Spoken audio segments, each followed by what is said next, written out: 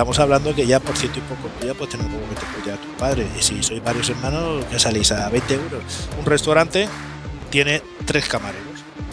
3 camareros que se pasan el día con 40 kilos entrando y sacando platos de la cocina.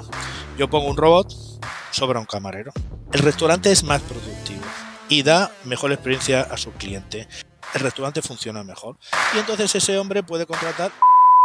Hace un par de años estaba buscando un restaurante en Barcelona para ir a cenar con mi socio. Seguramente queríamos celebrar algo y a nosotros nos gusta, ¿no?, descubrir nuevas experiencias, nos encanta la tecnología y vi un restaurante de sushi en Barcelona que tenía un robot dentro de su sala y lo vi en foto. Y entonces decidí de reservar en este restaurante para probar esta experiencia y ver cómo funcionaba este robot. Entonces con el equipo del podcast de Historias de Crecimientos fuimos a buscar quién era el fundador detrás de esta startup y parece que lo hemos encontrado.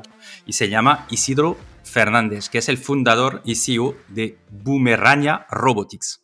Hola, Isidro. Hola, Jim, ¿qué tal? Encantado de estar con vosotros. Encantado. Y además, cuando vi en tu LinkedIn que decías que vuestra empresa está redefiniendo la interacción entre humanos y máquinas y robots, dije, aquí tengo el hombre con quien tengo muchísimas ganas de hablar. Así que muchísimas gracias, Isidro. Oye, ¿este restaurante es un caso único? ¿Fue algo importante en vuestro desarrollo? Bueno, no es un caso único. En estos momentos tenemos más de 150 restaurantes en España, e incluso Portugal y otros países. Sí que el que comenta fue uno de los primeros que se implantaron en España. Y eso pues fue un poco también en ese momento en que hay que ponernos en contexto, donde salíamos de la pandemia, donde realmente había habido una fuga muy importante de profesionales del sector, porque en aquella época, pues bueno, como sabéis, los restaurantes estaban vacíos en el año anterior a lo que estábamos hablando, provocó que a la vuelta de que volvíamos a la normalidad, fue un sector que se encontró tocado porque no tenían personas para cubrir lo que eran las mesas, los salones de sus restaurantes. Entonces, aunque nuestra empresa empezó con un robot de salud, que luego comentamos, sí, vimos una oportunidad abierta en el sector donde ante la falta de esos camareros, pues fue un producto que fue muy demandado a nivel nacional y, como digo, a nivel internacional. Fue, digamos, pues uno de los gérmenes, pues que la empresa en un sector tan novedoso que casi nacía en España, lo que era la robótica social, porque la robótica industrial de los brazos de la fábrica, eso va por otros caminos, pero robots que fueran capaces de interactuar con las personas y que pudieran ayudar a las personas, pues eso evidentemente era como muy novedoso, ¿no? Y bueno, pues aprovechamos la situación y la verdad que no nos salió mal. Vale, entonces, fuera de este tema de restaurante, que luego nos contarás bueno, no sé si experimento o esta experiencia que estáis desarrollando con un hotel donde efectivamente hay varios robots que están funcionando. Primero, lo que diría la audiencia es de mirar en vuestra web, ¿no? Porque se nota, o sea, se ven los distintos conceptos de robots que tenéis y en proyectos en boomerania.com y es súper interesante porque la audiencia puede entender rápidamente de qué estamos hablando. Entonces tú decías, no, es que lo primero que hemos desarrollado es un robot más social, vamos a decir, ¿no? ¿De dónde viene esta idea de lanzarse en este mundo de los robots y tu visión? Porque creo que eso es muy interesante, ¿no? Bueno, yo soy ingeniero informático de formación y desde muy jovencito siempre he tenido la inquietud de innovar, es decir, de utilizar la tecnología para ayudar a las personas. Es decir, yo creo que en esta vida, pues bueno, todo pasa muy rápido.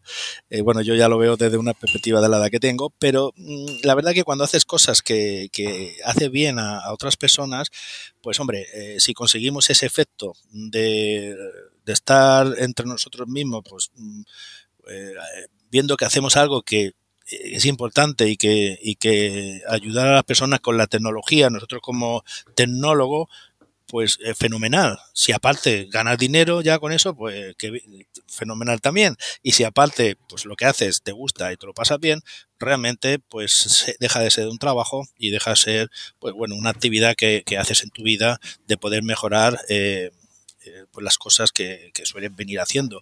Y ha sido una constante que me ha perseguido los casi, diría yo, 35 años de experiencia tecnológica que he estado. Isidro, en tu LinkedIn mencionas que tu misión con Boomerania es revolucionar la interacción humana-tecnológica. ¿En qué momento te diste cuenta de que querías dedicar tu vida a este propósito y cómo arranca esta empresa? Sí, como te comento, es algo que me ha perseguido siempre en mi vida de buscar como informático, ingeniero informático que soy, pues utilizar la tecnología pues para mejorar las cosas de la vida diaria de otras personas. Cuando tú ves esas mejoras, entiendes que la tecnología no solo es a ver lo que somos capaces de, no sé, solo de avanzar por avanzar, sino lo que somos capaces de que eso facilite a personas que no tienen cerca en su mano poder hacer esta innovación tecnológica, y las personas que tenemos en la mano esta posibilidad lo que intentamos es hacerla llegar. Yo pues cuando decido abrir Boomerania no lo hice con una pretensión de ser una empresa como somos ahora, con presencia en 5 países y en 3 continentes. No. Es decir, yo en ese momento era directivo de una empresa de logística muy importante en España, llevaba toda la parte de negocios digitales, hacíamos e-commerce, negocios para nuestros grandes clientes. Bueno, y después de la pandemia me di cuenta de, bueno, que mis padres no estaban viviendo en la misma ciudad que yo, bueno, que estaban solos. Yo estaba colaborando con la universidad de mi ciudad en el grado de robótica, y bueno, conocía pues a los primeros ingenieros que salieron en España, salieron de la Universidad de Alicante, y bueno, pues decidí por qué no hacer un robotito pensando en mi familia, en mi padre y en mi madre. Entonces lo que hice fue algunas pruebas, algunos experimentos, todo esto sin dejar mi trabajo. Esto lo hacía ya como... Pero en tu garaje, ¿cómo lo hacías? Sí, pues mira, en la empresa donde yo trabajaba, Sí, que no hay ningún problema, que es Seur, la empresa de logística, sí. en la nave que teníamos arriba un centro de negocio que yo a su vez también dirigía. Entonces, pues bueno, pues yo tenía un despacho arriba y un despacho abajo. Y entonces, bueno, subía y bajaba, me ponía la gorra de Boomerania o la gorra de la otra empresa.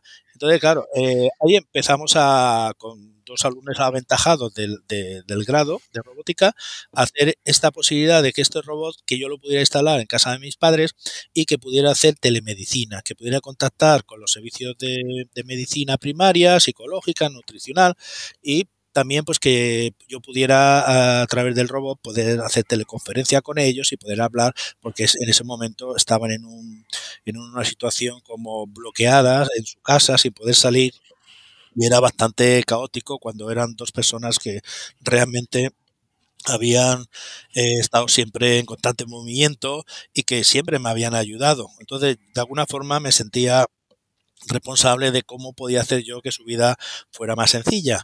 Y así empieza el primer robot de salud para cuidar personas mayores y combatir la soledad no deseada, que era un robot que tenía unas pulseras ellos que le medían la presión arterial, porque mi madre tenía subidas y ella no se daba cuenta, miraba la tensión, miraba la temperatura, y si había algún problema llamaba. Bueno, pues todo empezó así, y durante ese año pues nació Boomerania, sin quererlo.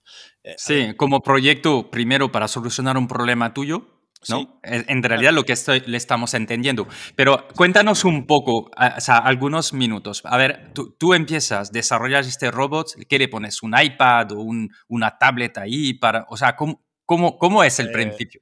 El robot es un robotito en forma de humanoide, tiene la carita, tiene una tablet con unos ojitos. Siempre pensábamos, había una teoría que antiguamente cuando los guerreros tenían hijos iban a matar al hijo porque no lo podían llevar a las guerras. Los ojitos pequeños de los niños pequeños hacían que bueno, le daba ternura y no lo dejaran abandonado. Entonces, esa idea, leyendo un poco literatura, pensamos hacer esos ojitos grandes que tiene el robot para que cuando tú lo veas te llame la atención y te atraiga, ¿no? Entonces, a partir de ahí había una pulsera que por Bluetooth conectaba con el robot y hacía una huella de salud.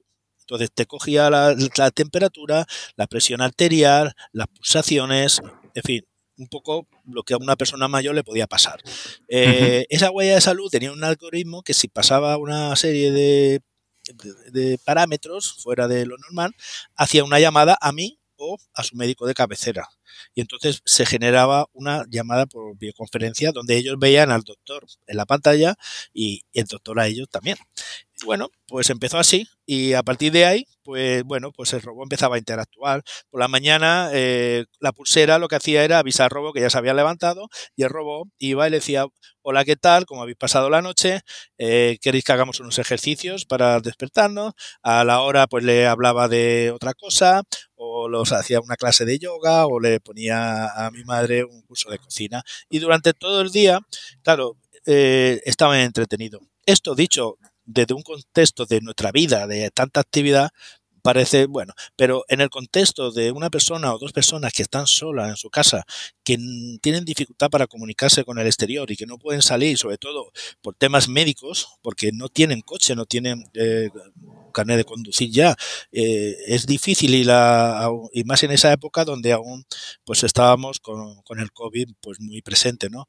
Y eso fue lo que me llevó a hacer este robot. Es súper interesante porque también a menudo decimos, ¿no? Los robots o la inteligencia artificial, luego lo hablamos, van a reemplazar a las personas. Pero en este caso es un claro ejemplo de no vas a reemplazar a nadie porque no puedes tener una persona en casa de tus padres cada día un montón de horas. Entonces, no estás reemplazando, es algo adicional, complementario, sí, que sí. evita el aislamiento, ¿no? De esas personas. Claro. No es incompatible que vaya alguien y les ayude a limpiar, ¿no? Lo que hace ese robot no lo puede hacer una persona.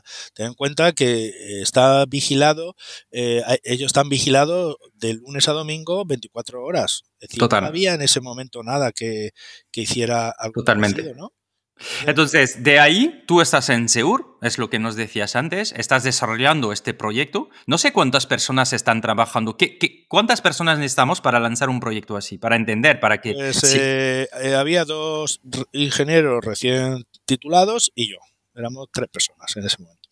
Ostras, y 3 personas desarrolláis esto, Sí. máquinas. Está claro que echando muchas horas, trabajando sábado, Claro, domingo. por A ver, supuesto. para nosotros no era un trabajo. Yo entiendo que una No, persona que está en un trabajo que, bueno, que no le gusta mucho o que tiene que estar ahí porque es su forma de, de ganarse la vida y totalmente lícito, pero aquellas personas que hacemos cosas por pasión y porque nos gustan, trabajar un sábado por la mañana se convertía en algo divertido. De irnos total. al almacén, poner el robotito, hacer uno de abuelito, ver cómo funcionaba. Bueno, era algo que muchas veces la gente pues me decía, pero ¿por qué haces esto? Si tú realmente eres directivo de una empresa, eres profesor de la universidad, estás en el patronato de la fundación, bla, bla, un montón de cargos. Yo creo que la vida no se trata, evidentemente hay que buscar la seguridad también, pero entre pasión y seguridad, yo creo que a veces esa seguridad mata mucho talento, sobre todo en nuestro país, porque yo he estado en Estados Unidos y allí es distinto. Allí la gente lo que se mata es por crear una empresa, una startup, juntarse con otras, unirse, hacerse grande.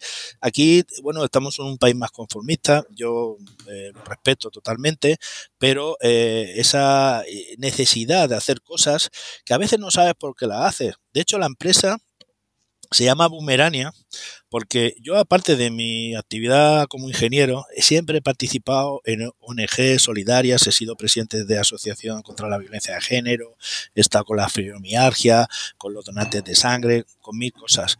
Y también la misma pregunta me hacían mis amigos, es decir, un directivo como tú, ¿cómo que va a hacer este tipo de cosas, no?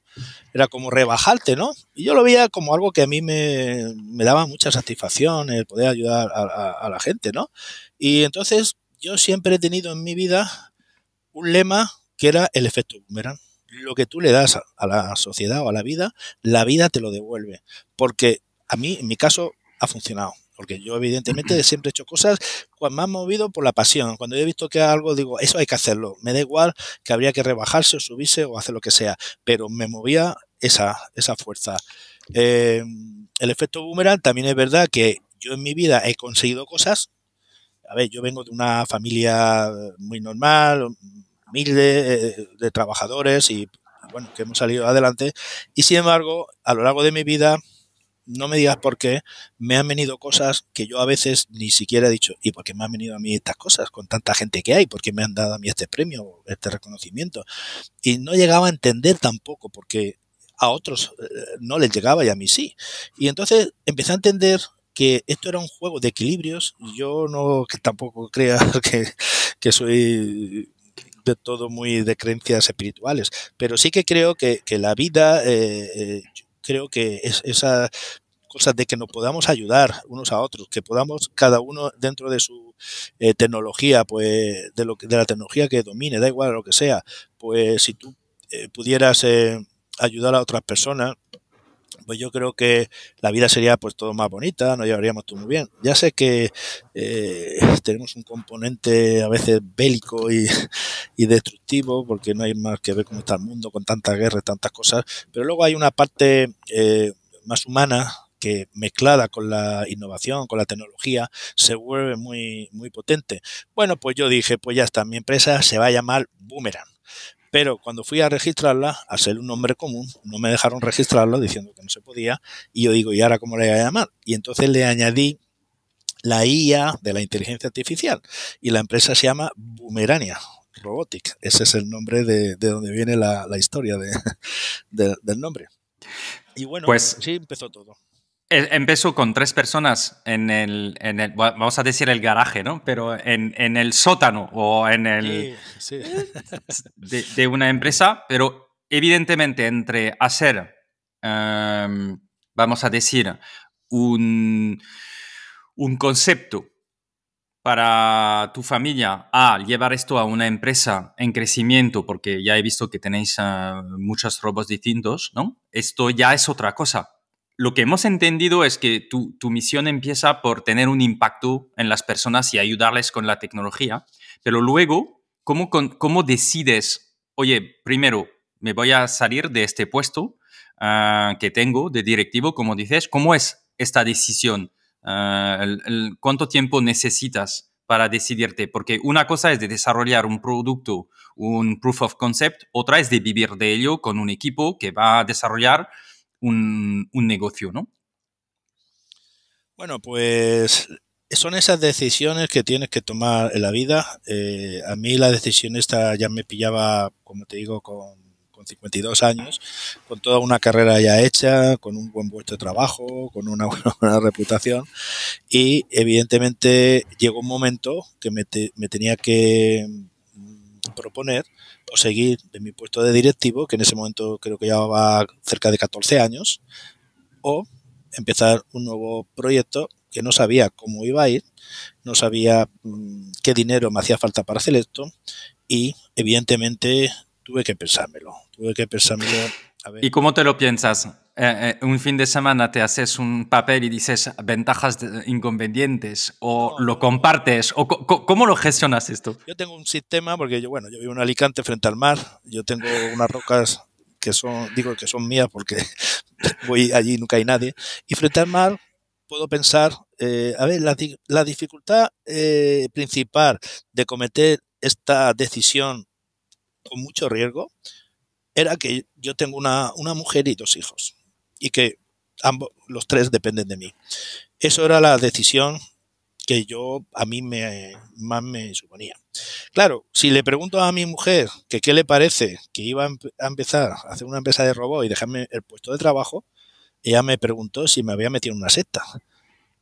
Claro, imagínate el escenario después de la pandemia, todo bien, es decir, yo digo, no, es que ahora voy a hacer una empresa de robots. Y claro, todo el mundo dice, pues a este se le ha cruzado un cable, ¿no? Eh, claro, digo, pues mira, no se lo puedo decir a mi familia. Si se lo digo a mi padre, tampoco lo entendía. Es decir, me decía, ¿cómo que ahora vas a hacer muñecos? Y decía, papá, que no son muñecos, que estos son robots. Bueno, digo, pues tampoco. Finalmente era yo contra yo. Es decir, yo tenía que tomar la decisión. Y bueno, siempre, evidentemente, tienes ese miedo a poder que la cosa no funcione, ¿no? Y sobre todo ya cuando tienes un prestigio empresarial. Pero yo creo que a veces ese miedo es bueno, ¿no? Porque tampoco te deja tomar las decisiones a lo loco. Pero yo a lo largo de mi vida, esta situación no era la primera vez que se me había presentado. Yo, mi primeros inicios era profesor de instituto de informática, 5 años en el Colegio Salesiano de Alicante, y un día me sale una oportunidad para hacer otras cosas, era montar una cadena de tiendas de ordenadores cuando el boom de los ordenadores, y yo dejo el trabajo que yo tenía en ese momento fijo en el colegio por montar esto. Había algo que era un denominador común y esta experiencia la he tenido como 3 veces en mi vida. Y no es que yo diga es que soy un poco alocado y hago las cosas. No, lo que a mí me gusta es que cuando yo me levanto por la mañana me levanto con una marcha en el cuerpo que digo vamos para todo, vamos a esto. Y eso a mí me da vida. Es decir... Lo entiendo. Lo que pasa es que a veces también dices, es el buen momento, el mercado está ahí y en robótica sí. Puedes pensar, ¿está todavía el mercado maduro para comprarme robots dentro de X meses? Entonces, mi pregunta es, ¿tú veías un mercado ahí? ¿Sentías que algo se estaba moviendo? ¿Por qué tenías esos insights, esta información que te llegaba? Y 2, ¿cuánto tiempo necesitas para lanzar un primer producto realmente que se puede vender? Sí, a ver, en el tema de la tecnología hay 2 problemas. Es llegar antes de tiempo o llegar después de tiempo. Eso ya a mí me había pasado con otras cosas como factura digital, como el tema del e-commerce, ya me había pasado. Y en algunas veces había llegado antes de tiempo. Y el problema que una de las dudas que yo que tenía era si con el tema de robótica llegaba antes de tiempo. Y eso durante ese año me frenó. ¿Qué fue lo que me hizo despertar y hacer que realmente esto tuviera sentido? 2 palabras o 2 letras. IA, inteligencia artificial. La inteligencia artificial lo cambió todo. Aunque se ha oído en los últimos 2 años, yo ya venía siguiendo la inteligencia artificial en otros países como Japón, como Estados Unidos, donde yo decía, caray, esto es algo, es como meterle a un robot, como decía mi padre, un muñeco, es decir, sangre en vena. Es decir, los robots empezaban a hacer cosas que antes no hacían. Es decir, los primeros prototipos que hicimos a lo que hemos hecho ahora no tiene nada que ver, aunque el robot parezca el mismo.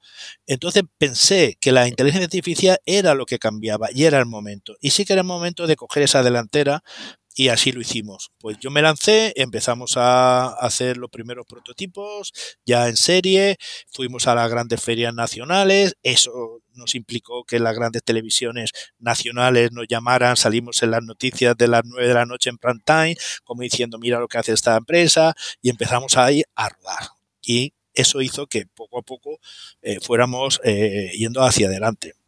En el 2022 llegó el gran proyecto, que era pues un proyecto que, digamos, es subvencionado por el Ministerio de Turismo Español. Era un reto de robotizar un hotel completamente. Súper interesante que nos cuentes esto, sí. Entonces, bueno, pues inicialmente elegimos un hotel de Benidorm, porque está muy cerquita. Isidro, antes de esto, ¿cuánto presupuesto tenías para conseguir esto? Para entender de qué estamos hablando. Cerca de 1 millón de euros. Vale, con 1 millón de euros el reto era, de cierta manera, tenemos que ser capaces de innovar y de robotizar un hotel. Un hotel, ojo, que fuera el hotel con el grado de robotización más grande que había en el mundo. Sí. Porque iba a ser un hotel piloto para que otros hoteles pudieran ver en ese hotel todo lo que se puede hacer. Vale, solo digo una cosa, porque quizás hay personas que dicen, es que 1 millón de euros es mucho dinero. Yo diría que no, que para este reto 1 millón de euros es poco, porque si quieres ser un innovador a nivel mundial, ¿no? Con 1 millón de euros a mí me parece muy poco. O sea que para empezar. No, es así. Ten en cuenta que esos 3 trabajadores que éramos pasamos de un año a otro a ser 15, donde tuvimos que hacer alianzas con otras empresas externas. Era un proyecto muy complicado porque, por ejemplo, si tú quieres hacer móviles, pues coges un móvil y lo intentas copiar o mejorar o Sí, hacerlo peor o mejor. Pero sí. cuando tú estás haciendo cosas que no existen, es ahí donde está la dificultad. Entonces, Entonces, este reto es 1 millón en 1 millón y vamos a robotizar, ¿no? El hotel. ¿Se ha conseguido o no? sí, Primero, sí, sí, spoiler. se presentó en octubre, vino la consellera de turismo de la comunidad, con la gente pues de allí del sector hotelero y fue también muy exitoso. Es decir, de hecho, pues salimos en Televisión Española, Antena 3, Telecinco nos sacó la noticia de las 9. Eh, Repito eso de las 9 porque aunque tú quieres salir en las noticias de las 9 de Telecinco, o tienes que matar a alguien o tienes que robar un banco. Por algo bueno es muy difícil. Y entonces, eso, para que veas No, no, en total. Enhorabuena. ¿Qué ha sido lo más, para ti, lo que más ha sorprendido de lo que habéis hecho? bueno, hay varias cosas. Una de las cosas que me ha sorprendido, curiosamente, que para mí quizás no era lo más importante, era un brazo robótico que pone cañas de cerveza en las piscinas. ¿Por qué? Porque el mercado de Benidorm, que es el epicentro del turismo en España, venían ingleses, sobre todo ingleses, alemanes, sobre todo ingleses.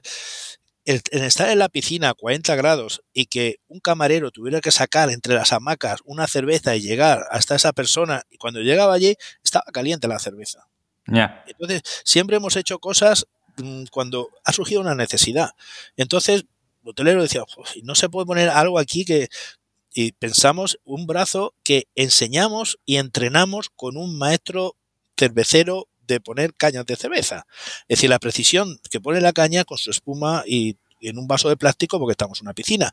Bueno, pues esto ha sido el furor. ¿Por qué? Bueno, ha salido en la revista Sun de Inglaterra. Es decir, el brazo, porque para ellos fue muy impactante. Con esta pulsera se acercaban y le ponían una cervecita fresquita Sí. y tenían solo que recargar la pulsera. Pero bueno, eso era una de las cosas como más llamativas. Ahora te voy a decir una cosa, si es un all inclusive y que robo muy rápido, o sea, ahí los ingleses o los alemanes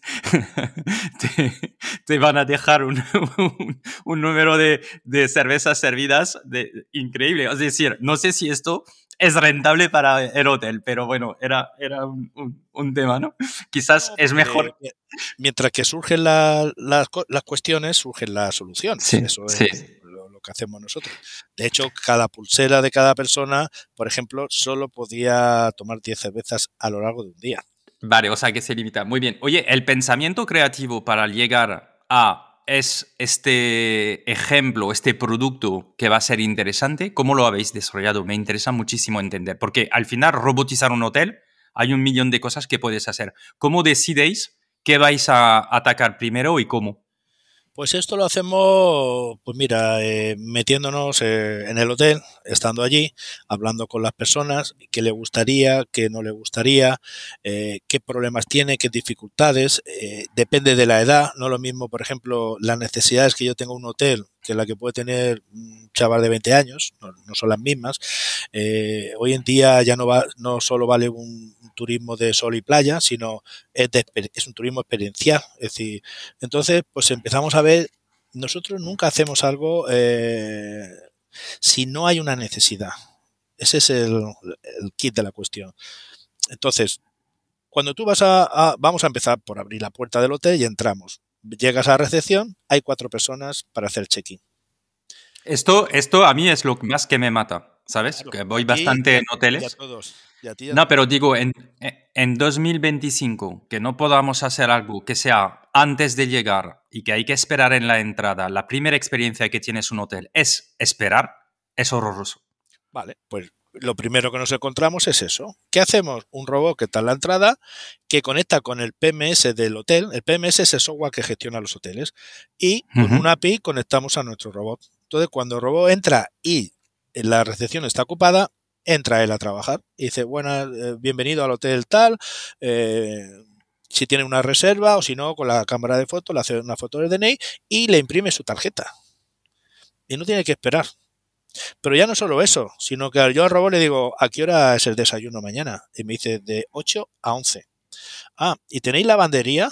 No. ¿Y la piscina del hotel a qué hora abre? La abren a las 10. Me informa de todo. Pero no solo eso, sino le digo, ¿fuera en Benidorm hay algún sitio para ir con niños? Me dice, sí, claro, está Terra Mítica, que es un tal, no sé qué. Es decir, está conectado con la IA. Puede hacer muchas cosas. Si yo bajo a la recepción, llego tarde porque me tengo que ir al aeropuerto o a un evento o lo que sea, yo le digo al robot, por favor, ¿me puede llamar a un taxi? Y el robot me llama. Si tengo que esperar a que me toque a mí en la recepción, entonces la gente lo que quiere, a ver, la robótica no viene a sustituir a las personas, viene a complementarla y aquellos trabajos repetitivos que no aportan un valor, pues puede hacer un robot. Son complementarios. Otra de las ventajas que tiene nuestro robot en la recepción es que habla 30 idiomas. ¿Hay alguien que hable 30 idiomas para contratarlo en la recepción de un hotel? No, no lo hay. Pues yo por lo menos que yo sepa. Seguro que habrá alguna persona por ahí, pero... Sí, no, es verdad que te complementa y te da una amplitud de servicios, ¿no? Y disponibilidad inmediata, claro, y muchas cosas. Imagínate que yo voy a China y no hablo chino y que un robot en la recepción me detectara mi idioma y me dijera, hola, bienvenidos al hotel de Pekín. Es que te cambia todo. Y que yo le pudiera preguntar cualquier cosa, pues a mí me cambia la vida. Entonces, eso sería, por ejemplo, uno de los primeros robots. Luego, el que también funciona muy bien es el room service. Es un robot que abre el ascensor solo. Es decir, marca el piso y sube hasta la puerta y te lleva lo que tú le has pedido. Puede ser una almohada, puede ser algo de comer, una bebida, una botella de champán. Y entonces lo bonito de esto es un desarrollo propio donde hemos conseguido que el robot entienda el ascensor y lo abra y lo comande. Entonces eso también es un antes y un después. Sí. Este fin de semana estaba probando, ¿no? Un ejemplo de ChatGPT con el video y preguntarle cosas que no sabía, enseñándole en video. Esas tecnologías que están avanzando tan rápidamente, ¿no? ¿Os ayudan a vosotros también, yo diría, a abaratar el coste y sobre todo a poder hacer mucho más cosas? Porque entiendo que si ya empezamos a grabar en directo y ser capaces de explicar y de hacer cosas, estas tecnologías deberían ayudar, ¿no? Comparando con hace 4 o 5 años, que esto era impensable. No, era impensable. Es decir, esa versatilidad que tiene el robot, que puede hacer cosas, es por ejemplo el robot de limpieza. Hay en el hall del hotel un robot conectado a un enchufe de agua, ahí quieto. Y entonces yo pongo un sensor en la puerta y le digo, cada vez que entren 25 personas por la puerta, te pones en marcha, pasas, lo barres y luego lo friegas. Y luego te vas a tu base. Claro, estoy ahorrando agua, estoy constantemente limpiando cuando realmente entra gente. Si no entra nadie en toda la tarde, ¿por qué tiene que limpiar? Entonces, son cosas, por ejemplo, en los baños hacemos los mismos, baños inteligentes, son otros robots más pequeños que en la parte común de los baños hay un contador de personas, cuando entra 15 personas, tiene que fregar. De lunes a domingo, 24 horas al día, está ahí. Una persona que esté contratada por hotel no puede hacer eso. Sí que puede... No, totalmente. Determinados detalles que impliquen más la parte de inteligencia, ¿no? Pero las grandes superficies la tienen que hacer los robots. Totalmente. ¿Cómo es de complicado de hacer esto hoy en día con la tecnología que hay? Es que, quiero decir, ¿realmente es un reto importante o se puede hacer fácilmente?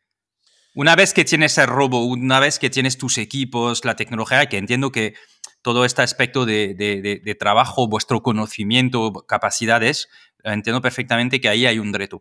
Pero una vez que tienes esto, hoy en día, ¿cómo es de complicado? Te lo pregunto para también entender en cómo va a ser de rápido que esto sea no un hotel experimental, vamos a decir, sino que lo encontremos en cualquier hotel.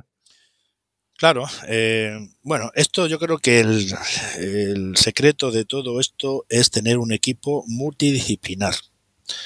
Yo, por ejemplo, tengo ingenieros de robótica, ingenieros industriales, ingenieros físicos, ingenieros de software, gente de marketing, gente de humanidades, porque una de las cosas que estamos haciendo es democratizar la robótica, es humanizarla. Hollywood ha hecho mucho daño con las películas de que los robots nos van a exterminar y los van a matar. Y, bueno, todo eso es una cosa que hay que superar. Pero teniendo un equipo que cuando tú plantees una cosa, yo entro a la sala de reuniones, convoco a todo el equipo y le digo, señores, me han pedido un robot para espantar pájaros en los aeropuertos. Y se hace el silencio durante 10 segundos hasta que uno dice, ¿lo estás diciendo en serio o lo estás diciendo en broma? Pues lo estoy diciendo en serio. Es decir, pero una vez que han asumido de que eso es algo que se necesita y que no hay una solución, el equipo se pone a trabajar. Y uno mira no sé qué, el otro mira las cámaras, el otro el robot móvil cómo puede funcionar, y enseguida se arma un prototipo que tiene sentido. Entonces, la ventaja de mi empresa, yo no soy yo como visionario, sino es tener un equipo multidisciplinar que cada uno aporta lo que sabe, si no sería imposible. Yo soy una persona que llevo las grandes cuentas, llevo la internacionalización, pues ya hemos abierto en 5 países, estamos vendiendo pues robot made in España pues a otros sitios, y bueno, pero todo depende también de la gente que venga detrás y también de aquellos departamentos de investigación robótica con los que colaboramos, porque en esto hay que compartir, es decir, no vale nada decir, no, es que aquí todo es secreto, no vamos a contar nada, ¿qué va? Es decir, hasta con la competencia nos gusta compartir, porque es un campo que está todo por hacer. Todo por hacer. Nosotros hemos llevado un robot para medir las emociones de soldados de élite en el ejército español en Toledo después de pasar una pista americana, porque querían saber que físicamente están bien, pero emocionalmente tras una prueba de estrés cómo estaban. Y lo hemos desarrollado. Era algo que no existía a nivel mundial. Nadie había hecho esa prueba. Súper interesante. ¿Cuál es la petición donde más loca que has recibido? Bueno, loca. No sé, define loca. No lo sé, lo dejo abierto para en función de... Eres tú que has recibido las peticiones. Pero algo que dices, ostras, nunca lo hubiera pensado esto. Pues, no sé. Por ejemplo, el robot que estamos ahora desarrollando para enfermos de ELA. Un enfermo de ELA es una persona que pierde la movilidad de las piernas, luego los brazos, luego pierde la voz. Y es una enfermedad involutiva, no evoluciona. Entonces, claro, cuando te ponen una cuestión así tan complicada, claro, y donde afecta a personas y a familias que tienen ese gran problema, más que loca es decir, ¿qué hago yo para ayudar a esto? Ya, entiendo. Hace falta un grado de creatividad, que es lo que yo pido a mi equipo, y de implicación en las cosas que hacemos. Pero en este caso, por ejemplo, el robot, tú ya puedes mirarlo a la pantalla y con el iris puedes darle un mensaje que el robot va a reproducir con la voz que hemos grabado previamente antes que tú la perdieras y va a decirle a tu compañero, hola cariño, tráeme un vaso de leche. Algo que tan simple para nosotros, para una persona que no puede hablar, es un mundo, ¿no? Entonces empiezas a partir de... ¿Y esto funciona, Isidro? Sí, lo estamos haciendo en un hospital de Madrid, que es el Hospital Isabel Zendal, y estamos haciendo proyectos de ese tipo de salud, pues como un brazo para operaciones de útero, que también hemos desarrollado con el Hospital Fede Valencia, o un robot para desinfecciones de quirófanos con rayos ultravioletas.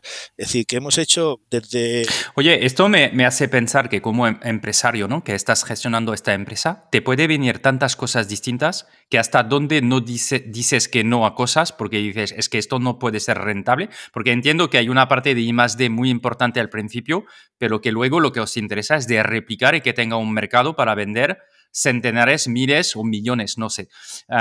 Pero claramente, si cada uno viene con una necesidad, ¿cómo haces para decidir si sí o no a un proyecto? Es una cuestión de, mientras que nos des dinero, lo hacemos. Si no nos das dinero, no lo hacemos. Es decir, ¿Y a partir de cuánto empieza un proyecto así? O sea, pues una mira, empresa... hay ahora pues, unas personas que nos han encargado un robot que lleva en su barriga una cafetera. Entonces, tú estás en tu oficina y desde el móvil lo llamas para que te traiga un café. Él cuando llegue a tu mesa, como sabes que eres tú, te va a decir, ¿quieres lo de siempre o quieres otra cosa? Y tú dices, lo de siempre. Y te pone un café expreso. Me encanta esto. Yo bebo muchos cafés. ¿Cuánto me cuesta de tener esto en casa? No, pero por ejemplo, este proyecto de hacer este prototipo, pues Sí. el prototipo, luego ya sale a un precio de mercado. Pues esto ha costado el hacer el prototipo, que es lo que más cuesta, unos 100.000 euros. 100.000 euros y luego para tener una versión que Una versión funciona. luego que va a salir al mercado por 12.000 euros, pero luego hacemos un renting y te sale a 200 euros al mes. Entonces, buscamos las fórmulas. Entonces, esto lo vamos a presentar en la Feria de IFEMA de Madrid el próximo 10 de marzo, el robot este cafetero, que le llamamos CoffeeBot, que puede estar en aeropuertos, puede estar en todos los sitios y lo vamos a presentar pues a nivel mundial porque que sepamos no hemos visto otro por ahí que haga las mismas funciones. No es un robot que lleva una cafetera, no. Es un robot que tú actúas y él pones los cafés según lo que tú le digas, que es distinto. Es decir, que tú estás esperando el vuelo en tu aeropuerto y en la silla o en donde te sientas hay un código QR que dice, ¿quieres un café? Sí. Pones el código QR, te sale los cafés que hay, le dices lo que quieres y el robot te busca a ti, te geolocaliza y te pone el cafetito sin que tú te muevas. Pues son cosas que... Sí, además tengo el video de George Clooney que me dice what else, ya estoy flipando. Bueno, ves que son cosas que se pueden incluir. Entonces, bueno, como digo, pues hay muchas cosas por hacer. Nosotros estamos haciendo trabajos de agricultura, estamos haciendo trabajos de salud para hoteles. Bueno, pues un poco, como te digo, hacemos un estudio de lo que nos puede costar y si lo podemos hacer, pues lo hacemos y si no, no. Es verdad que en estos momentos se ha hecho todo hasta ahora con mis ahorros. Con tus ahorros, hasta ahora. O sea, tú has autofinanciando este crecimiento. Sí. Ahora que ya estamos en 5 países y con ideas de acabar en un par de países más ahora en el 2025, pues claro, ahora sí que ya estoy viendo buscar algunos inversores que puedan entrar en la empresa, porque ahora ya sí que ya no... lo que tú dices, es un no parar y el no parar implica que luego es muy rentable porque tenemos poca competencia, los robots... Realmente hay poca competencia porque justamente iba a ser mi siguiente reflexiones, ¿no? No sé por qué. Estoy pensando en Asia, o sea, que quizás me lo estoy inventando completamente, ¿no? Pero debe haber ya empresas trabajando en este tipo de modelo de robots, porque es que es verdad que el mercado de robótica seguramente está muy fragmentado, ¿no? Porque vemos a veces los grandes e-commerce tipo Amazon que tienen ya almacenes completamente robotizados. Luego ves a Tesla que quiere lanzar su robot humanoide y que ves los primeros vídeos de Elon Musk que dice que en el futuro pues cada humano tendrá un robot en su casa, ¿no? Luego vemos modelos que son más quizás a medida B2B, ¿no? Business to business, lo que estáis haciendo vosotros. Hay como una variedad muy importante, pero lo que acabas de decir, que hay poca competencia, me sorprende. A ver, competencia siempre hay y además a nosotros nos viene bien, porque al principio nos preguntaban, aparte de vosotros, ¿quién hace esto? Y decíamos que sepamos nadie. Y decía, pues entonces no será esto muy bueno. Era un problema, es decir, había que crear un mercado. Sí que empieza a haber competencia y ya te digo que es bueno que haya, pero no es una gran competencia que como puede haber con otros sectores. Es decir, aquí aún hay empresas que, aunque nosotros llevemos 5 años, que parezca poco, en el tema de robótica es mucho. Ahí hemos avanzado mucho. ¿Qué pasa? Que las empresas españolas nuevas que se van incorporando, pues a lo mejor se especializan en algún tipo de robot, algo muy focalizado. Nuestra ventaja es que somos multisectoriales, que tenemos un equipo de ingenieros de robótica que somos capaces de afrontar cualquier necesidad y siempre que económicamente sea viable lo hacemos, tampoco lo hacemos todo por hacer, evidentemente. Pero bueno, que van saliendo competidores, pero bueno, cada vez la robótica se está acercando más incluso al B2C. Ahora tenemos un proyecto de 100 robots para una gran empresa, que no puedo decir el nombre, donde van a ponerlo en las casas de las personas mayores para cuidarlo, que fue como inició la empresa, fíjate, solamente. Y esos robots pues es una necesidad. En Europa, 1 de cada 5 personas tiene más de 65 años. La edad de vida se está alargando hasta los 90 y pico. No hay tantos jóvenes como para cuidar a personas mayores. Es un problema. Según la OMS, dice que la soledad no deseada es la enfermedad más grave que va a tener Europa, incluso los Estados Unidos. Y entonces, ante eso, ¿qué haces? ¿Le pones una medallita con el botón de la Cruz Roja por si le pasa algo a tus padres? ¿O intentas que en este tiempo que le queda, que es largo, pues pueda tener también su tecnología? ¿Por qué no? Es decir, hasta ahora antes no se hacía. Bueno, pues a lo mejor no era necesario. O no que no fuera necesario, sino que no estaba la tecnología. Sí. Y entonces, lo que estamos diciendo es seguramente nuestros hijos tendrán un robot en casa, ¿no? Como hoy tenemos un lavavajillas, ¿no? Básicamente es lo que tenemos. ¿Tú crees que en cuánto tiempo va a pasar esto? ¿Qué dirías? Pues 5 años. Los emprendedores infravaloramos el tiempo y ¿sabes? Que necesita un mercado, pero luego tenemos una dificultad para ver que cuando esto viene masivo, ¿no? Es como que pensamos que va a llegar antes, pero no de manera tan importante luego en el tiempo, ¿no? Es la IA lo que lo ha cambiado. ¿Vale? Mira, yo me acuerdo hace unos años... ¿Y no crees que es un tema de coste también? No solo de capacidades, porque tú dices es la IA en el sentido que va a poder hacer mucho más cosas, ¿no? Pero también hay un coste de producción. Sí, pero es un coste de oportunidad. Quiero decir, si yo vendo 20.000 robots para personas mayores en España, el precio del robot va a bajar un montón. Entonces, eso es interesante porque lo que he leído es que Elon Musk lo que dice con su Tesla Optimus es costará entre 20 y 25.000 dólares. Sí, el nuestro de personas mayores cuesta 7.000 euros. Pero que con un renting vale 125 euros al mes y tiene servicio de medicina en casa sin moverte, aparte de que te cuide y que te entretenga. Es decir, ya se están democratizando. Evidentemente todo tiene que llegar, pero yo recuerdo... ¿Cuánto dices al mes? 125 euros al mes puede tener un robot en casa. O sea, primero, o sea, lo que podemos decir es, evidentemente, hay personas que pueden decir es caro, pero me parece barato para cuidarnos, ¿no? Hombre, hasta sí, 125 euros, donde te va a dar un servicio de medicina en casa. Ahora, ¿qué te cuesta a ti coger un taxi o llamar a tu hijo y que te lleve a un hospital, el tiempo, venir para arriba, abajo? Es decir, tienes que valorarlo. Y luego, que estás solo, es decir, alguien te tiene que entretener. Y no vale la televisión es unidireccional. Las personas necesitan algo que tú puedas hablar y que te pueda responder y que te pueda tener una conversación, que es lo que hacen los robots. Entonces, claro, estamos hablando que ya por ciento y poco tú ya puedes tener un robot que te cuide a tus padres. Y si sois varios hermanos, que salís a 20 euros. Bueno, esto era como cuando se pusieron las secadoras o los microondas o los lavaplatos.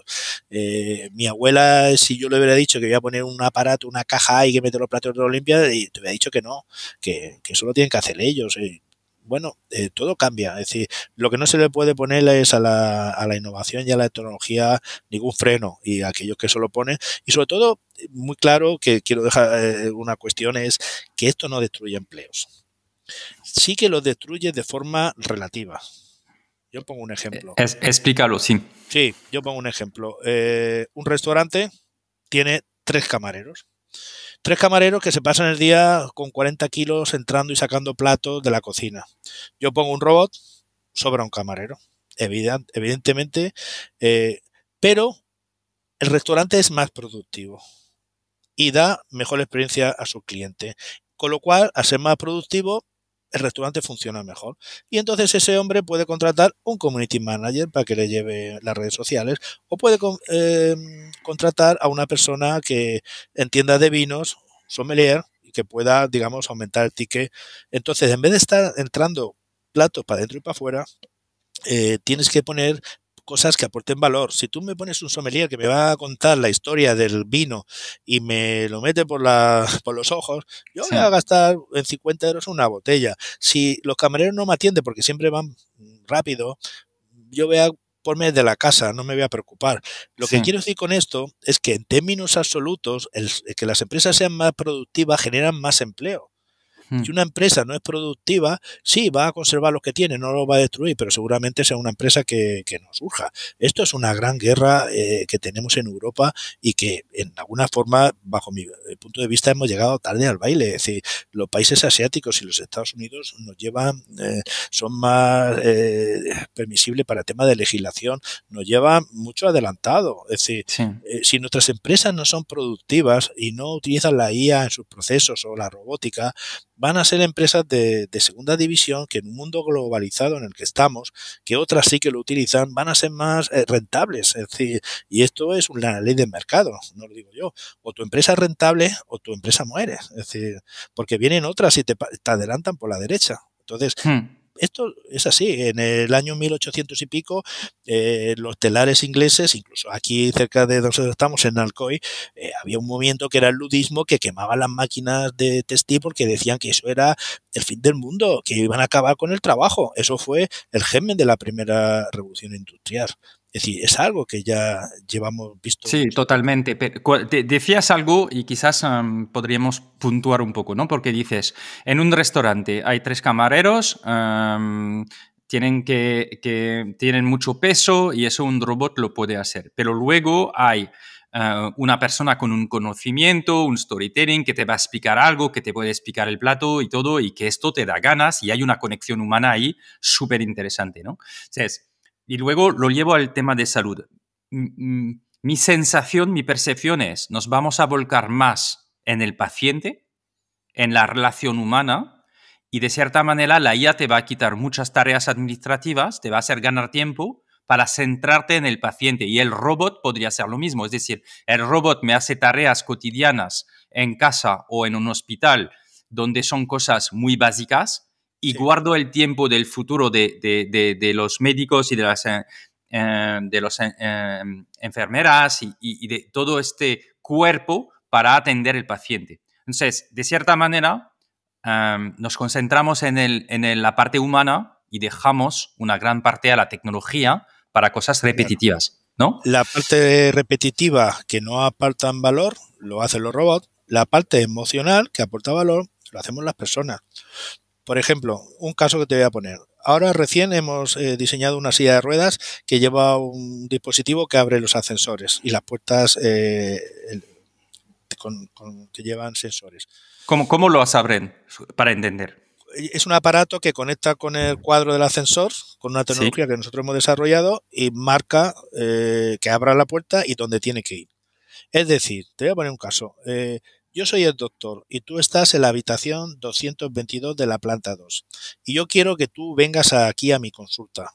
Yo lo que haría sería llamar a un celador, a ver si hay alguno disponible. Cuando esté disponible, iría a tu habitación, te pondría en la silla de ruedas, te vendría arrastrando hasta mi consulta. Vale, pues ahora nuestra silla de ruedas lo que hace es el doctor marca la habitación 222, la silla va sola, marca en el ascensor, sube hasta tu puerta, entra, tú te sientas y con tu tarjeta sanitaria que tienes colgando aquí, que te ponen, o la pulsera, lo pones ahí en la pantallita y la silla sabe que tiene que ir al doctor Isidro a que te vea y él te va a traer hasta donde yo estoy. Bueno, pues es una cosa tan simple y tan tonta que en horas de un hospital estamos hablando de que gente que podía estar atendiendo realmente a los pacientes de tú a tú, más dándoles ese aporte emocional, porque tú no puedes ir a un hospital y que te sientas solo y que vean que no te atienden, pierden el tiempo en hacer de transportadores. Sí, sí. Y cuando no lo pueden hacer, como en urgencias, te quedas ahí solo, esperando y no sabes cuándo te van a atender. Entonces, esto cambia, es flipante, es súper positivo, a mí me encanta lo que nos has... No, pero es verdad porque ostras, tenemos tecnologías que de verdad van a aportar, ¿no? a la humanidad, van a ayudar. Ahora bien, ¿cuál es el robot sobre el cual no habéis querido trabajar? Habéis dicho, aquí nosotros no entramos. Bueno, esto es un robot cuadrúpedo que tiene forma de perro, que sube escaleras, se mueve muy bien. Y un ejército no español, que no diré el nombre, nos hizo un pedido de 125 unidades, era un presupuesto de unos 11 millones de euros, donde el robot, encima de su lomo, porque el robot lleva 16 cámaras, lo puedes teledirigir, debería llevar un lanzagranadas. Pues bueno, es verdad que no te voy a decir que los primeros momentos lo dudamos, pero... Bueno, imagino que en este momento que tienes que tomar la decisión, piensas, si no lo hago yo, lo hará otra empresa. Sí, pero hay dentro de las empresas que se dedican a... Ya Asimov en el año 1941 dictó las 3 leyes de la robótica y una decía es que nunca harás un robot que pueda hacer daño a un humano. Y ya lo dijo en el año 41, fíjate que ya ha llovido. Pero eso se sigue manteniendo por la mayoría de las empresas de robótica. No podemos hacer un robot que pueda hacer daño a una persona, que pueda matar. Ahora tú me dices, como ahora estamos trabajando, un robot que detecte minas. ¿Va a salvar a personas de que se queden inválidas y tal? Bueno, pues eso sí, pero un robot que lanza granada, no. Es decir, decidimos que no hacerlo. Es decir, porque entendemos que en esto también también depende de los valores y la ética de la empresa y de los dirigentes que tengan la empresa. En ese momento podríamos decir, ya, pero es que esto lo van a hacer otros, que lo hagan. Ellos tendrán que acometer con los problemas derivados de ese proyecto y de lo que pueda ocurrir ahí. Y nosotros quizás ese ha sido el proyecto más grande que hemos dicho que no. Ha habido otros más pequeños, pero era por un tema económico. En este caso el tema económico no era el problema, era más el tema ético. ¿Y un proyecto divertido? ¿Divertido? Muy divertido, sí. Bueno, es que nosotros no sé si somos tan divertidos, pero un robot para entretener niños en los hospitales, lo que era el típico médico o de estos de lo que son sonrisas médicas que van pues, vestidos de payaso, sobre todo a las unidades oncológicas, pues nada, pues el robot en este caso va como pitando, como si tirando confetis y alegrando a los niños. Qué guay. Y les cuida y les sube la autoestima. Y de hecho, por ejemplo, si al día siguiente tiene que ir al quirófano, el robot le va a poner un vídeo de qué es un quirófano, un dibujo que le va a explicar, tú no te preocupes, que cuando veas esto, y entonces el niño se siente como más cómodo a ir allí. Pero sobre todo la cara de alegría cuando entra a la habitación con la música y el robot bailando ante la cara del niño, pues quizás eso puede ser lo más divertido y lo más humano. Total, total. ¿Cuáles son los retos actuales al nivel de tecnología que estáis teniendo? Donde dices, ostras, aquí sí que tenemos un reto importante y no lo estamos consiguiendo todavía con lo que existe o lo que estamos desarrollando, solucionando. Pues hay varios, pero uno de ellos es la movilidad de robot en campo abierto. Por ejemplo, en el tema de agricultura, hemos hecho un robot que se mueve con energía solar, lleva una placa solar encima y un brazo que lo que hace es, con una cámara, detecta las malas hierbas. Cuando ve una mala hierba en un campo de hortaliza, pues coge y la arranca. No utiliza herbicidas ni pesticidas y tampoco emite CO2 porque se mueve por energía solar. El tema es cómo geolocalizarlos dentro de 4 hectáreas en un campo. En eso estamos trabajando ahora, ¿no? Ya tenemos medio una solución que eso nos va a permitir dentro de la agricultura pues ser pioneros. De hecho, este año 2024 ganamos el Premio Nacional de CaixaBank y de Cajamar de agricultura con este robot. Entonces es un robot que ahora mismo está en prototipado, estamos probándolo y la dificultad es cuando lo sueltas por ahí solo y que no se pierda, ¿no? Sí. Pero bueno, ya estamos muy avanzados y queremos sacarlo en septiembre al mercado. Va a ser muy revolucionario porque es un robot autónomo que no gasta gasoil ni sobre todo el tema de pesticidas y sobre todo que puede trabajar las 24 horas del día en un campo, porque el campo español tiene la dificultad de que no encuentra mano de obra cualificada para ciertos trabajos. Hay veces que no pueden recoger la cosecha porque no encuentran gente. Sí, creo que es un problema en general en Europa. O sea, en muchos países, Francia, por ejemplo, también. O sea, hay una... Bueno, en los trabajos difíciles tienes una falta de mano de obra. Entonces, efectivamente... Ahí donde entra la robótica. Ahí entra y es súper interesante porque puedes reducir el tema de costes, pero también de dar una solución a mercados que no tienen personas para hacerlo, ¿no? Y sí. Eso es súper interesante de lo que... Oye, ¿tenéis? O sea, hasta estoy pensando, y quizás es una reflexión un poco naif, ¿no? Pero lo que estáis haciendo puede dar un impulso a ciertos mercados y a ciertas empresas españolas por desplegar rápidamente lo que estáis haciendo. Es decir, estoy pensando en el mundo hotelero o en la agricultura. En realidad, la solución que estáis aportando puede permitir a empresas españolas de ser mucho más competitivas. Evidentemente, aquí hay tres máximas que intentamos cumplir. Uno, la productividad, que es lo que los empresarios también tienen que medir, evidentemente. Como decía antes, si la empresa no gana dinero, no es productiva, no hay empleo, no hay nada. Es decir, una es la productividad, la otra es la experiencia del cliente. Es decir, todos conocemos que los hoteles españoles son muy buenos, pero los usuarios cada vez son más exigentes, saben más idiomas, es decir, quieren ver más tecnología, es así, es decir, todo va evolucionando. Es decir, y la tercera es la eficiencia energética. Estamos haciendo procesos de IA para reducción de costes de energía dentro de los hoteles también, por ejemplo. Entonces, si conseguimos productividad, experiencia del cliente y eficiencia energética, estamos haciendo 3 puntos que a un hotel, te hablo de un hotel como puede ser un hospital o cualquier otra cosa, lo hace como, digamos, más productivo y sobre todo más interesante para que la gente vaya a ese establecimiento, ¿no? Porque es como más innovador. ¿Y ves nuevos modelos de negocio que se podrían desarrollar? Porque cuando estás explicando los robots también, y vemos, por ejemplo, estamos hablando de un robot de salud por 100 o 200 euros al mes, ¿no? Esto también favorece nuevos modelos de negocio. Vosotros que estáis ahí en la parte de robótica, imagino que tú como emprendedor, ¿no? ¿No te vienen a veces ideas de decir, oye, que usamos nuestros robots y lanzamos un nuevo departamento? Sí, sí, tenemos varias ideas de esas. Sí. Sí.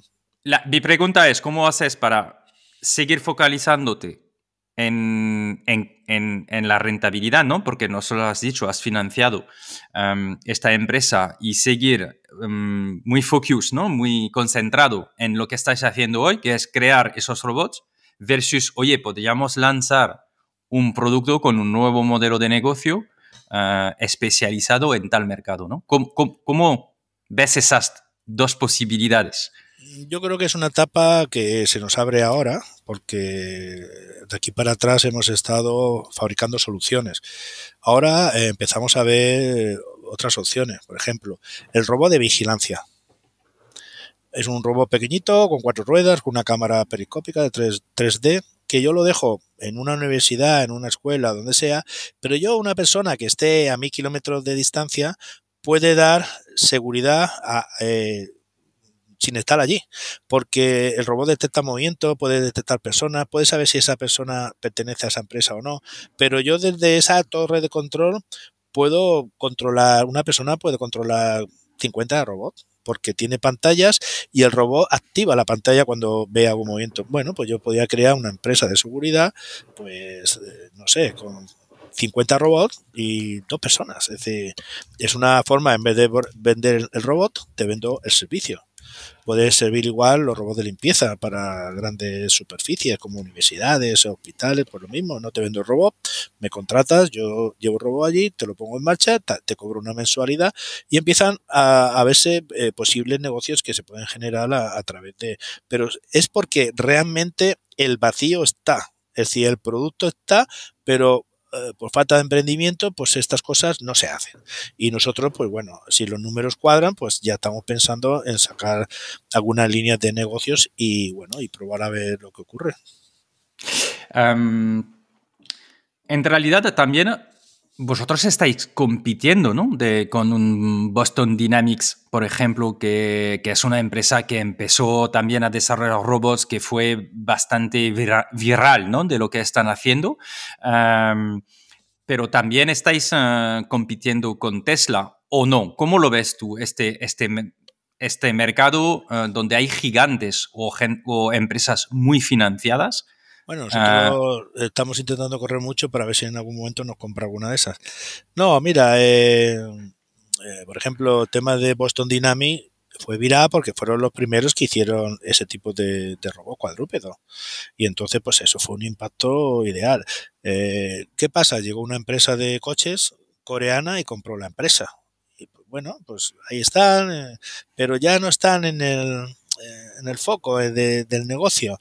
Y Tesla pasa lo mismo, es decir, aunque han dejado de producir no tantos coches eléctricos y están invirtiendo más en robots, pero yo los datos que tengo están invirtiendo más en temas de satélites.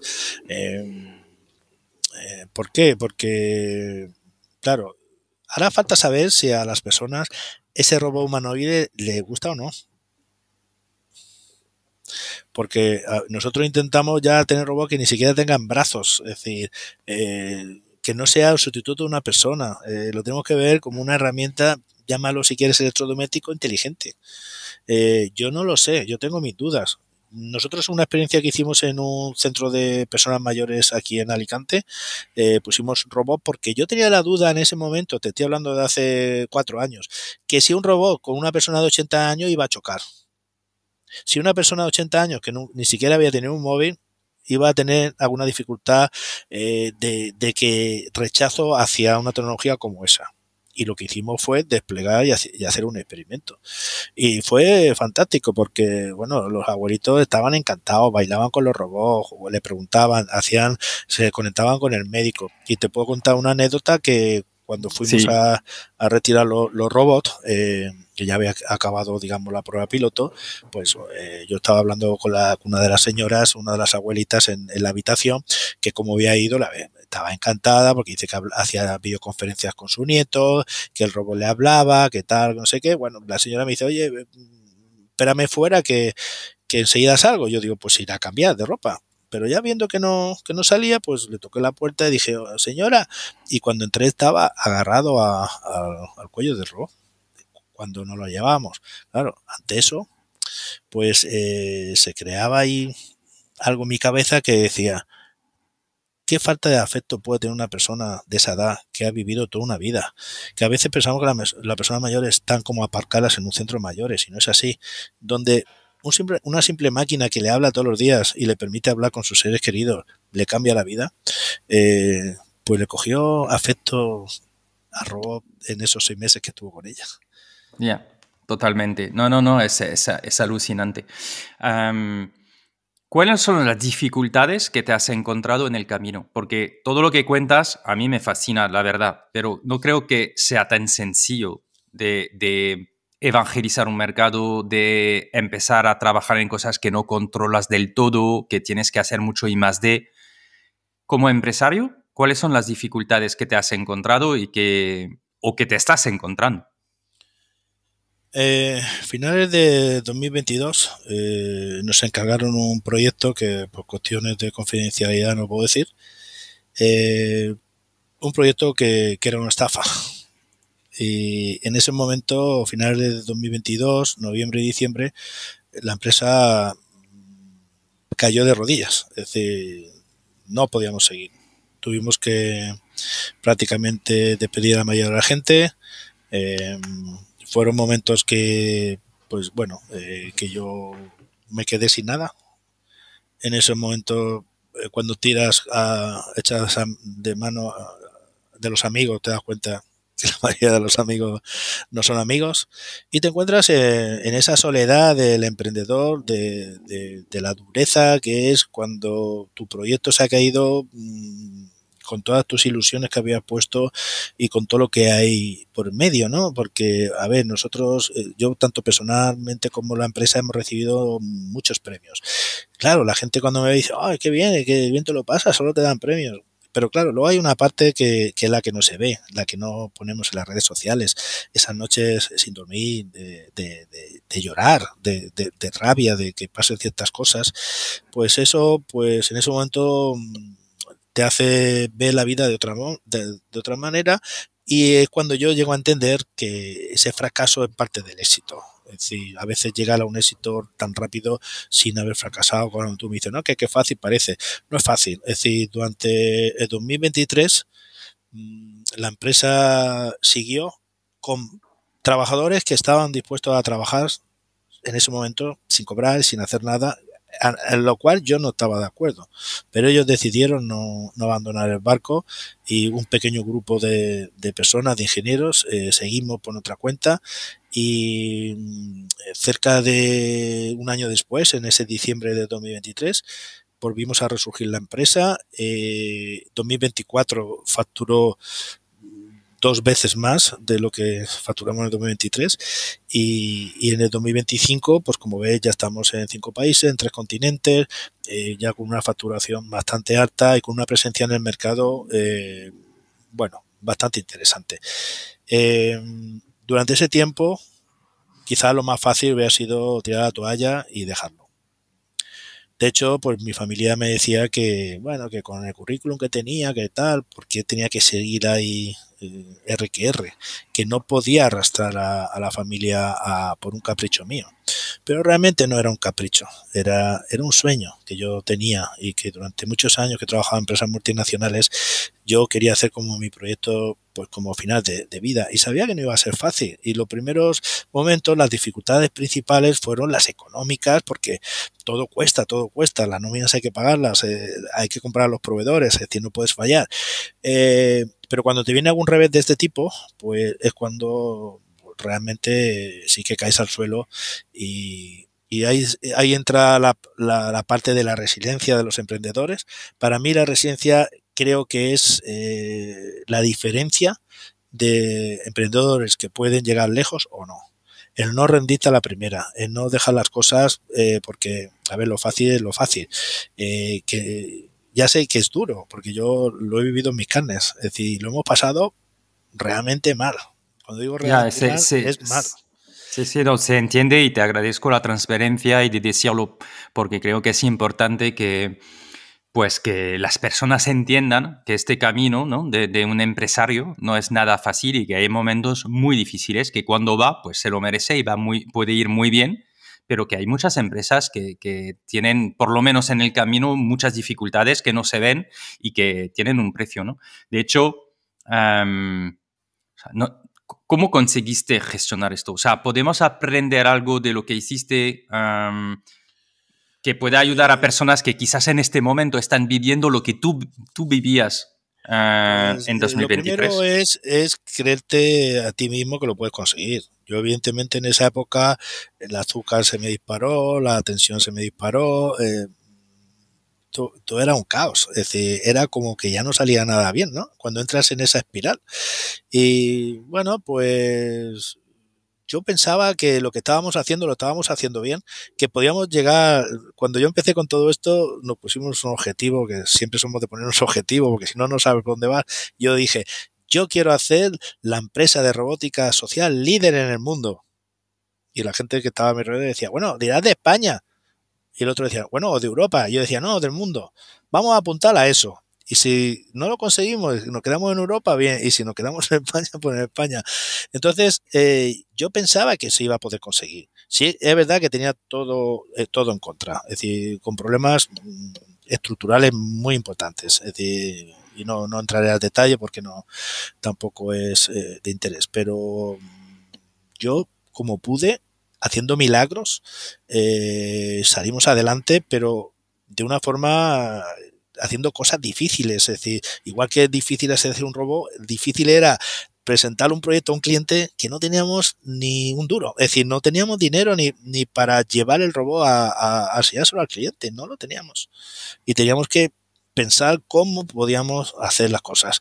Y bueno, poco a poco y con mucho esfuerzo, lo conseguimos y la empresa resurgió y salió adelante, pero como te digo, en estos 4 años atrás que llevábamos, no siempre fue fácil. Es decir, han habido momentos y me imagino que podrán volver, es decir, pero estamos preparados a eso, ser resiliente en la vida de un empresario o de un emprendedor. Hay gente que a lo mejor consigue el éxito y no ha pasado por situaciones complicadas. Yo conozco mucha gente, empresarios, que sí. Otra cosa es que te dejes, que vengas de un negocio heredado de la familia, que lo tienes ya más fácil, pero cuando tú tienes que construir algo tú solo, desde cero, y hacer algo que realmente sea relevante, implica sí o sí que te vas a encontrar esos tropiezos, porque aparte nadie te lo pone fácil cuando ve que tú te van bien las cosas y puedes triunfar. No me digas por qué, pasa mucho en España, esa envidia nacional, y entonces eso también dificulta todo. Pero yo creo que con esa constancia y esa resiliencia es lo que puede hacer que un emprendedor salga adelante. Bueno, también decir que si parte de tu equipo, los que podían, imagino, han decidido de seguir, también es de agradecer y de decir que no es fácil, porque cuando estás en una empresa, pues necesitas ¿no? de tener tu salario y tú tienes como persona obligaciones, y entiendo perfectamente lo que has dicho, que esta situación para ti no era nada fácil y de hecho, que no es lo que te gustaba, pero de cierta manera también. O sea, es interesante de ver que hay personas que creen en un proyecto y que dicen, nosotros también vamos a sacrificar. Claro, ¿no? Yo de hecho en el primer momento no lo acepté. Dije que no, que de ninguna manera, que tenían que ir, buscar un trabajo y que yo daba recomendaciones y que se buscara un trabajo. Y bueno, pues esas personas hoy en día ocupan cargos directivos en mi empresa, evidentemente. Gente que si está para las malas, pues imagínate para las buenas. Totalmente, totalmente. En el tema de la IA en general hay un tema de FOMO, ¿no? De ver que tantas cosas están saliendo. No sé si a ti te pasa, pero a mí me pasa, ¿no? Veo muchas cosas que están saliendo, muchas reflexiones. Dices, ostras, hay esto de nuevo, hay tal modelo que sale en la IA generativa, ¿no? Hay esto que se va a poder hacer, hay los agentes que se están desarrollando. ¿Tienes una sensación de no poder abarcar todo? Que a mí a veces me genera un estrés de decir, oye, esto va muy rápido y controlar todo, ¿no? Y tenerlo controlado y entender cómo funciona todo es muy difícil. Entonces nosotros, evidentemente, en nuestras formaciones nos rodeamos de mentores y de expertos que cada uno va a su parte y es capaz de explicar en detalle su parte. Pero a veces no tienes esta sensación de, ostras, ¿cómo voy a llegar a todo? Bueno, también hay que focalizar. Lo que pasa que evidentemente oyes IA por todos los sitios porque la gente está desconcertada. Es decir, nuestra mente a veces no va a la misma velocidad que la tecnología. Yo, por ejemplo, los últimos 20 años he visto la aparición de los smartphones, del Internet, del metaverso, de 20.000 tecnologías que incluso somos la primera generación que hemos visto ver desaparecer y aparecer dentro de nuestra vida tecnología que no existía. Y entonces, cuando tú ves que la IA, ahora sí, que parece que va todo con la IA, si tú eres abogado, dices, yo soy abogado, pero utilizamos la IA para los casos. Pero es que si soy no sé qué de la formación, todo tiene la palabra IA, pero es porque se ha creado una expectativa, es una moda. Pero es porque algo nos suena a la cabeza de decir, hay que ir por ahí, porque ese es el camino, porque cuando han visto lo que él es capaz de hacer la IA, ciertas cosas, han dicho, ostras, esto es otra cosa. Es decir, no era como otras cosas anteriores, como en Metaverso, por ejemplo, que ya ha bajado de intensidad, porque antes de que viniera la IA, Metaverso, había gente que ya se estaba comprando terrenos y casas en Metaverso. Yo ahora lo oigo menos, ahora solo oigo la IA. Es decir, claro, son modas, pero esta moda no es solo una moda, es algo que hasta ahora, en todo el tiempo que el ser humano está en la Tierra, había ocurrido algo así, algo tan disruptivo como es la inteligencia artificial. No había ocurrido, ni siquiera el propio Internet se queda atrás. No tiene nada que ver. Esto lo cambia todo. Cambia la regla de juego, cambia las formaciones, las universidades, los trabajos, los puestos, cambia todo. Es cuestión de tiempo. El que lo quiera aceptar bien y el que no, también. No va a haber otro remedio. Hay gente que dice, es que esto, que los médicos, que una IA pueda darme a mí no sé, en vez del médico que me dé lo que me ocurre. Bueno, pues ya hay IA que ya están en cerca del 90% de acierto. Es decir, cuando se consiga el 100%, ¿por qué no te la va a poder dar una IA? Es decir, se va a equivocar quizás menos que una persona. Sí. ¿Dónde vamos a acabar todos entonces? Pues en trabajos como siempre ha ocurrido. Aquello que no aporte valor, se inventarán nuevos trabajos, nuevas carreras universitarias que ahora mismo no existen. Yo, por ejemplo, busco un prompt engineering que me haga los prompts para la IA y no encuentro. Es decir, pues tendrás que hacer una carrera para eso y para las cosas que vienen. Y las cosas que ya no se utilicen, pues se tienen que meter en un cajón y guardar, pues como ha pasado con el coche de caballo y con muchas cosas que antes eran impensables que se iban a acabar y se acabaron. Y esto es lo mismo. Entonces, lo importante es abrir la mente, que la gente entienda que Todos tenemos ese pequeño chip de la cabeza que a lo nuevo le tenemos miedo. Pero hay que abrirnos y dejarnos llevar y todo lo que sea bueno, pero claro que también van a haber cosas malas. ¿Qué pasó con el fuego cuando se inventó? Fue lo que cambió al ser humano. Sí. Pues con el fuego se calentaba la comida y se alumbraba, pero también quemaban cosas. Era según cómo lo utilices, pero no puedes ocultar esas cosas. Es decir, No, pero acabas de decir algo interesante, ¿no? Estamos buscando a alguien de prompt engineering y no lo encontramos. O sea, lo que estaba leyendo es 50% de las ofertas actuales sobre tema de IA no encuentran en España y en Europa, no encuentran el talento. O sea, solo esto es de decir, oye, que tenemos una oportunidad increíble para muchas personas de especializarse, de ponerse en tema de IA, que solo les puede venir bien porque con todo lo que está pasando van a entender mejor, pero además pueden tener nuevas oportunidades de trabajo ya, ¿sabes? claro, mi opinión es que la IA no te va a quitar el trabajo. El que te va a quitar el trabajo es el que ha aprendido a utilizar la IA en alguna profesión, es el que te va a quitar el trabajo, no la IA solo. Totalmente. Oye, ¿cuál sería el éxito para ti? El éxito. ¿O cuál es el éxito? ¿Cuál sería el éxito? Bueno, el éxito es trabajar en lo que te gusta, que hagas cosas que tengan relevancia para las personas en las que nos movemos y bueno, sobre todo que yo soy un hombre de paz, que no hubieran guerras, ese sería el éxito.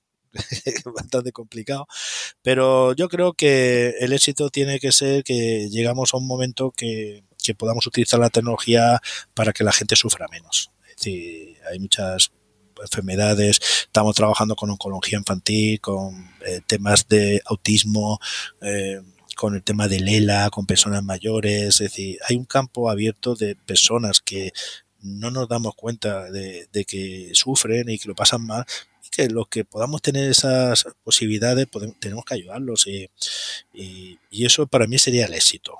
Claro, evidentemente también hay que pagar las facturas a final de mes y tenemos que ganar dinero. Somos una empresa, no lo voy a esconder tampoco. Evidentemente que tenéis que ganar dinero, porque si ganáis dinero vais a poder desarrollar vuestra empresa, ¿no? Y creo que es eso lo interesante, que a veces quizás hay personas que no se dan cuenta. Es que las empresas tienen que ser rentables para seguir dando un servicio, ¿no?, a más empresas, ayudar más, y además estáis en un tema estratégico que es robótica y IA. Y hay que desearos de ganar mucho dinero para poder reinvertirlo y de ser competitivo y de ayudar más empresas. O sea, de eso se trata. Dios te oiga. Pero es la realidad, ¿no? Porque si no ganamos dinero, ¿qué vamos a hacer? No vamos a seguir desarrollando. No vamos a ayudar a otras personas y otras empresas. Claro, es lo que te decía antes. Si una empresa no es productiva y pone las herramientas para ser productiva, aunque tenga que quitar empleo en términos relativos, en términos absolutos, creará más. ¿Qué va a hacer? Que serán empleos distintos. Total. Claro, es decir, totalmente. Si no, la vida no sigue, no fluye, ¿no? Vamos dando pasos hacia atrás y eso es lo que no debe ser. Isidro, tu familia, evidentemente, en momentos difíciles, pues es normal, ¿no? Se planteaban y tenían preguntas sobre si seguir o no y cuál es el riesgo, y lo entiendo perfectamente, pero también deben ser orgullosos, ¿no?, de casos que estás contando. Porque es muy bonito lo que cuentas, lo que estáis ayudando, intentando de hacer con los hospitales, con los niños. Bueno, nos has contado unos casos hoy increíbles, de optimismo para la salud, para el ser humano, pero también de cosas muy bonitas sobre el cual estáis trabajando. Sí, claro que la familia es un apoyo y yo si mi familia no me hubiera apoyado en esos momentos sí que no hubiera seguido con la empresa porque para mí la estructura familiar es de lo más importante. Pero bueno, al final también en eso deja rastro, ¿no? Mira, yo tengo una hija con 22 años, acaba este año Ingeniería Informática y Dirección de Empresas, las dos carreras a la vez. Creo que va a salir con el número 1 de la promoción. Y yo le decía hace poco, yo no entiendo cómo puedes estudiar tanto, no entiendo cómo te puedes esforzar tanto, no entiendo cómo sábados y domingos estás ahí y tanto tiempo, siendo joven, bonita como eres, con un novio que no haces caso prácticamente. y se quedó así mirando y me dice, papá, eso lo he aprendido de ti. Yo te he visto hacer eso a ti también. Claro, ahí ya dices tú, joder, ya se te cae el mundo encima, ¿no? También a la familia transmiten esas ganas y ese optimismo de hacer las cosas bien y hacer las cosas... Y al final, pues, claro, llega un momento que nos van bien y ganamos dinero y cambiaba la bicicleta que tenía en el 2023 como medio de transporte, pues a un último modelo que tengo ahora. Bueno, son las reglas del juego. Nadie me ha regalado nada. Y aquí hemos peleado y hemos sudado sangre y sudores. Pero lo importante es que uno crea en sí, en lo que estás haciendo, porque si no crees en lo que estás haciendo, es mejor que lo dejes y busques otro camino, se cierra una puerta y se abre otra, pero si crees, hay que llevarlo al límite. Al límite es al límite. Y ya sé que es fácil decirlo porque el papel... Cuando dices esto, ¿qué significa, Isidro? Para entenderlo. Pues que aquellas personas que crean en su proyecto, que crean que es algo que tiene sentido, que puede ir hacia adelante, que van a encontrar dificultades económicas en la familia. Hay que aprender a oír no los nos. Porque yo cuando estaba en esta situación le preguntaba a un amigo, no sé qué hacer, no sigas, hombre, búscate otro trabajo. Y la familia, no, es que no vas a conseguirlo, no, era todo, no. Bueno, pues mi cabeza ya no oye los no. Lo que intento es, si es así, voy a contar las consecuencias. ¿Que va a ser duro? Sí. ¿Que va a costar? Sí. Pero si uno cree, yo creo que llega. Puede ser que alguien no llegue, no lo sé. Tampoco puedo prometer el éxito si el esfuerzo. Pero esa es la diferencia a tu pregunta de que aconsejar a personas que se puedan ver en una situación parecida que hay que seguir a toda costa. Pues nos vamos a quedar con este cierre muy positivo, ¿no? Oye, una pregunta. ¿La vas a fichar a tu hija o no? Espero que no. A ver, me gustaría que me fichara ella a mí. Oye, súper interesante. Enhorabuena. Yo por terminar, si quieres, mi lema que tengo es que soy un soñador que nunca se ha rendido. Eso es como yo me definiría. No, y lo transmites, ¿sabes? Lo has transmitido durante esta conversación. También creo que has transmitido y que el uso de la tecnología para soluciones bonitas, ¿no? Para ayudar, para el tema de la salud, pues evidentemente, pues como empresario y como CEO de esta empresa, con esos proyectos te debes sentir que tienes un impacto y una misión, y creo que esto efectivamente no es solo un tema de dinero, aunque, repito, creo que es importante que las empresas sean muy rentables, que también tienes un impacto y que ayudas a personas, ayudas a hospitales, ayudas al mundo de la salud, pues te llena. Imagino que también esto ayuda en los equipos a cazar talento, porque también era una duda que tenía, ¿no? ¿Cómo haces para fichar talento, encontrarlo y añadir talento en tu equipo? A veces es prueba-error, ¿eh? Es decir, no siempre se da a la primera. Pero en cuanto hay alguien que no encaja en el grupo, se saca. Es decir, pero lo importante del grupo es hacerlos importantes, que se sientan comprometidos, que se sientan como si fuera su propia empresa, y entonces ese talento se desarrolla por sí solo. Yo intento fichar gente que sea más lista que yo, cuando yo le digo cuál es mi objetivo, pero que ellos dejarle que hagan lo que tengan que hacer, dejar hacer, la cosa empieza a fluir. Sí que ¿Dónde aportas más valor tú? ¿Dónde dirías hoy en día, que al principio has trabajado en los primeros proyectos, has impulsado la empresa y todo esto? Ahora mismo, ¿dónde aportas más valor? Yo creo que motivando al equipo. Motivando al equipo. El equipo, yo tengo una relación con el equipo que a veces digo, ostras, no debería motivarlos tanto. Están como muy enchufados. Es decir, hay veces que los tengo que echar a escobazos de la oficina para que se vayan. Pensaba que los robots lo hacían, pero ¿lo haces tú esto? Bueno, ese quizás sea el próximo. Lo que pasa es que no tendría éxito, porque no pasa en todas las empresas, que haya que decirle a los trabajadores, por favor, váyanse a su casa, que tienen familia, tienen cosas que hacer. Pues muy bien. Oye, enhorabuena por lo que estáis haciendo. A mí me ha flipado, porque la verdad es que entender todo lo que estáis lanzando o ayudando, no sé, a mí me da un chute de positivismo y de, ¿sabes?, de entender a dónde vamos, y enhorabuena a todo el equipo. Pues muchas gracias, y también por la labor que haces de transmitir y compartir estas experiencias. Lo veo algo muy positivo, y que no sea siempre las teletragedias que estamos acostumbrados en la televisión, sino también este tipo de experiencias que sirvan a otras personas de ejemplo, y la verdad que también te doy a ti la enhorabuena por esa labor que haces. Gracias, Isidro. Muy bien.